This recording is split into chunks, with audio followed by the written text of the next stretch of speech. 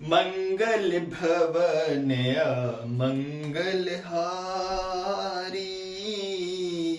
दर्वहु सुदशरथ अजरी बिहारी। राम सिया राम जय जय राम। हेलो दोस्तों, तो आज हम लोग बात करने वाले हैं इकोनॉमिक्स के नेक्स्ट लेक्चर में जीडीपी क्या होता है समझेंगे। इससे पहले की क्लास में हम लोगों ने समझा था इकोनॉमी और इकोनॉमिक्स में बेसिक्स क्या डिफरेंस होता है, इकोनॉमी क्या होता है, इकोनॉमिक्स के क्या क्या टाइप्स हैं, और इकोनॉमिक्स की डेफिनेशन और इकोनॉमी की डेफिनेशन समझने की कोशिश करी थी।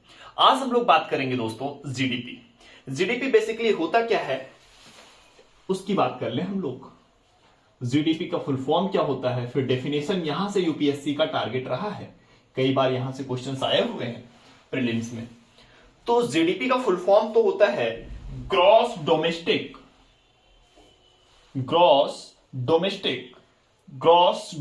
Product. Gross, G means gross, D means domestic, P means product. जी दोस्तों, हिंदी में कहते हैं ग्रॉस मीन्स होता है सकल घरेलू उत्पाद।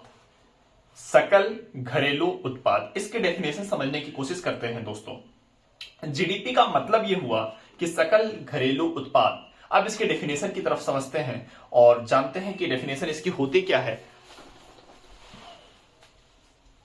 डेफिनेशन होता है एक देश के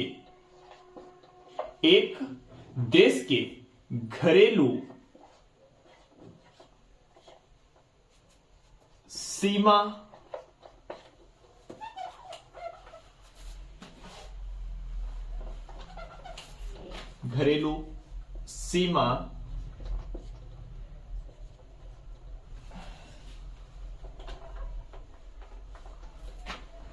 सीमा के भीतर एक वर्ष में उत्पादित अंतिम वस्तुओं और सेवाओं के बाजार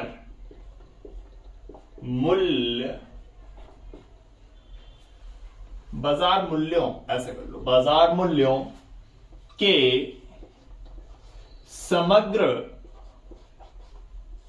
योग को जीडीपी कहते हैं।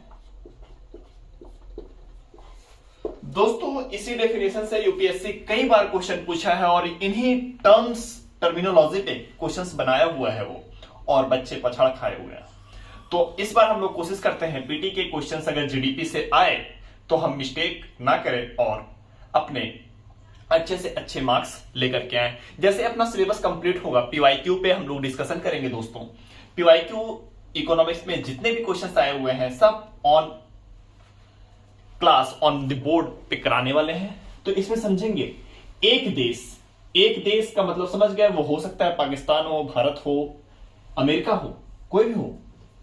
और घरेलू सीमा ये मेन वर्ड रहा अपने यहां, ये तो मेन वर्ड नहीं है बट घरेलू सीमा। और एक वर्ष तो नॉर्मल है, जीडीपी हमेशा एक वर्ष में ही कैलकुलेट की जाती है। अंतिम वस्तुओं, ये यहां से यूपीएससी फंसाया हुआ है कई बार क्वेश्चन।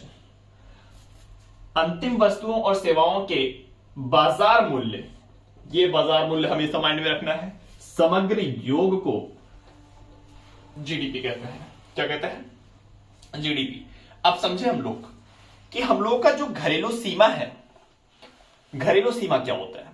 घरेलू सीमा की इन द सेंस कि ये मान लीजिए आपका एक देश है और देश का घरेलू सीमा ऐसा भी लेते हैं कि समुद्र के जहां से स्टार्ट होता है उसके 20 माइल्स के अंदर तक का भी हम लोग घरेलू सीमा के अंदर आता है, तो ये भी हमारा घरेलू सीमा के अंतर्गत होगा।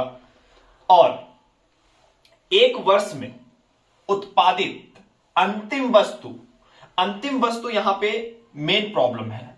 अंतिम वस्तु बच्चे समझ नहीं पाते हैं और मिस्टेक कर जाते हैं स्टूडेंट्स। और अंतिम वस्तु का मतलब आप यहां पे हम लोग समझने की कोशिश करेंगे। अंतिम वस्तु आप ऐसे समझिए, ज्यादातर यहां पे छाड़ खाते हैं अंतिम वस्तु में। अंतिम वस्तु क्या है? जैसे मान लो हम लोग गेहूं ले ले, बीट, गेहूं लिया, आटा लिया और ब्रेड ले लिया। क्या ले लिया? ब्रेड। तो जैसे गेहूं यहां पे 20 रुपये केजी है, ठीक है, 1 केजी 20 रुपीज का हुआ। आटा जब बन के तैयार होता है तो मान लो 25 रुपीज हो जाता है पर केजी, है ना। और जब ब्रेड बन के तैयार होता है तो 30 रुपीज पर केजी, ऐसा समझिए। तो यहां पे जो ब्रेड है वो अंतिम वस्तु हुआ। क्या हुआ? अंतिम वस्तु। गेहूं और आटा अंतिम वस्तु नहीं है।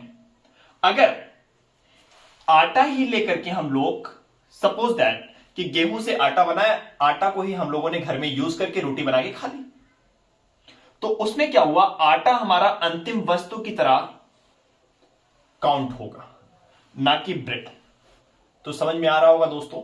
जैसे कुछ लोग क्या होते हैं, गेहूं से डायरेक्ट आटा बनाया, आटा से फिर रोटी बनाया, खा लिया। कुछ लोग क्या करते हैं, कंपनी में जाता है ये आटा, ब्रेड बनता है, ब्रेड से फिर घर आता है, घर पे जब हम लोग ब्रेड इस्तेमाल करते हैं तो अंतिम वस्तु क्या होगा? ब्रेड। अब मान लो मार्केट में गया और किसी शॉप वालों ने मान लो कोई ब्रेड पकौड़ा बना दिया, इसको ठेले पे गया और ब्रेड पकौड़ा बनके तैयार हो गया, तो अंतिम वस्तु ब्रेड नहीं होगा, फिर क्या हो जाएगा? अंतिम वस्तु ब्रेड पकौड़ा हो जाएगा। क्लियर है? यहां तक कॉन्सेप्ट समझ में आ रहा हो कि अंतिम वस्तु। और अंतिम वस्तु क्यों लिया जा रहा है? क्योंकि हम दोहरी गणना से बच सकते हैं। क्योंकि क्यों का रीजन यूपीएससी कई बार क्वेश्चन पूछा हुआ है। तो अंतिम वस्तु इसलिए हम लोग लेते हैं ताकि दोहरी गणना जो हो सके उससे बचा जा सके। और सेवाओं के बाजार मूल्य क्या हुआ? अब जैसे मान लो हमने गेहूं अपने खेत में लगाया और उससे आटा खुद ही पीस लिया और खुद ही खा लिया, तो सब कुछ अपने यहां हो रहा है, उसका बाजार मूल्य से कोई लेना देना नहीं है, तो इसलिए यहां बाजार मूल्य बोला जा रहा है। बाजार मूल्य का मतलब उसका कोई ना कोई मार्केट प्राइस होना चाहिए दोस्तों। जैसे आप ऐसे समझो कि मार्केट प्राइस का मतलब क्या हुआ? जैसे हम टीचर हैं मान लो, और हम अपने रिलेटिव्स को पढ़ा रहे हैं विदाउट फीस, तो उसमें कोई मार्केट प्राइस नहीं हुआ। मैं क्या कर रहा हूं? सेवा तो दे रहा हूं बट उसका कोई प्राइस नहीं मिल रहा है दोस्तों। तो यहां पे क्या हुआ? बाजार मूल्य कोई नहीं हुआ। ठीक है। तो अगर मान लो मैं कुछ और 10 बच्चों को पढ़ा रहा हूं, वो जो रिलेटिव्स हैं, और 10 बच्चे बाहर के पढ़ा रहे हैं, उनसे हम कोई फीस चार्ज कर रहे हैं, मान लो 1000 पर स्टूडेंट, तो 1000 पर स्टूडेंट अगर चार्ज कर रहे हैं फीस, तो 10,000 हुआ मेरा। तो मार्केट प्राइस क्या हो गया दोस्तों? 10,000। बट 10 स्टूडेंट्स को, रिलेटिव्स के बच्चों को पढ़ा रहे हैं, तो उसमें कोई बेनिफिट नहीं हो रहा, तो उसका कोई प्राइस नहीं है। सेवा तो दे रहे हैं बट उसकी प्राइस नहीं है, मार्केट में कोई प्राइस नहीं है। तो यहां बाजार मूल्य का मतलब समझ में आया होगा, अंतिम वस्तु का मतलब समझ में आया होगा। समग्र योग को जीडीपी कहते हैं, सबका योग कर लिया जाता है, जीडीपी कहा जाता है इसे। तो दोस्तों जीडीपी का कॉन्सेप्ट समझ में आया होगा। एक बार फिर से हम लोग बात कर लें। एक देश की घरेलू सीमा के भीतर एक वर्ष में उत्पादित और भी अंतिम वस्तु होना चाहिए। अंतिम वस्तु और सेवाओं के बाजार मूल्य के समग्र योग को जीडीपी कहते हैं। जीडीपी का फुल फॉर्म हो गया हम लोगों का ग्रॉस डोमेस्टिक प्रोडक्ट्स। अब बात यहां फंसती है दोस्तों जीडीपी में, कि जैसे मान लो कि कोई ए है और कोई बी है। कुछ बंदे जो हमारे इंडिया के हैं वो दुबई में या कुवैत में जॉब कर रहे हैं, वहां तो अपना सेवा दे रहे हैं, उसके बदले में उनको इनकम मिल रही है। और फॉरेन के भी कुछ बंदे हैं जो इंडिया में सेवा दे रहे हैं। क्या कर रहे हैं? इंडिया में सेवा दे रहे हैं। तो और हमारा इंडिया का जीडीपी एक्स है, मान लो क्या है? एक्स है। तो दोस्तों यहां पे जीडीपी को कैलकुलेट करना थोड़ा क्रिटिकल होता है इसके बारे में हम लोग नेक्स्ट वीडियो में बात करेंगे दोस्तों। तो आज इतना ही समझिए कि जीडीपी होता क्या है। एक देश के घरेलू सीमा के भीतर, एक देश के घरेलू सीमा के भीतर एक वर्ष में अंतिम वस्तु और सेवाओं के उत्पादन होता है तथा इसके बाजार मूल्य के समग्र योग को जीडीपी कहते हैं। और सारे टर्म्स को मैंने एक्सप्लेन किया कि घरेलू सीमा क्या होता है। घरेलू सीमा हो सकता है, मान लो आप समुद्र के 20 मिली माइल्स के अंदर जा रहे हो आप और वहां पे कुछ उत्पादन कर रहे हो आप, तो उसका जो प्राइस होगा वो जीडीपी में इंक्लूड होगा। बट 20 माइल्स के आगे चले जा रहे हो तो वो हमारा घरेलू सीमा नहीं होगा। ठीक है दोस्तों, तो आपको समझ में आया होगा घरेलू सीमा क्या होता है, अंतिम वस्तु क्या होता है, एक वर्ष तो आपको पता ही है, बाजार मूल्य मैंने बोला, और समग्र योग तो आपको पता है दोस्तों। Thank you.